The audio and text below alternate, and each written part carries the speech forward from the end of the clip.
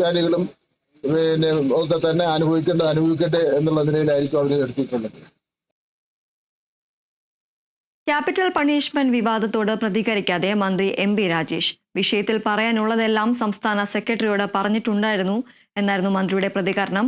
കന്യാസ്ത്രീ വിഷയത്തിൽ സംഘപരിവാർ വേദഗ്രന്ഥത്തിൽ ഗോൾവാൾക്കർ തന്നെ പറയുന്നുണ്ട് ക്രൈസ്തവർ ആഭ്യന്തര ശത്രുക്കളാണെന്ന്. ഉറങ്ങുന്നവരെ മാത്രമേ ഉണർത്താൻ കഴിയൂവെന്നും ഉറക്കം നടിക്കുന്നവരെ ഉണർത്താൻ കഴിയില്ലെന്നും മന്ത്രി പറഞ്ഞു. ന്യൂനപക്ഷങ്ങൾക്കെതിരായി സംഘപരിവാർ ഭരണകൂടത്തെ ഉപയോഗിച്ച് രാജ്യവ്യാപകമായി നടത്തുന്ന അതിക്രമങ്ങളുടെ അടിച്ചമർത്തലുകളുടെ മറ്റൊരു ഉദാഹരണമാണിപ്പോൾ ഉണ്ടായിട്ടുള്ളത്.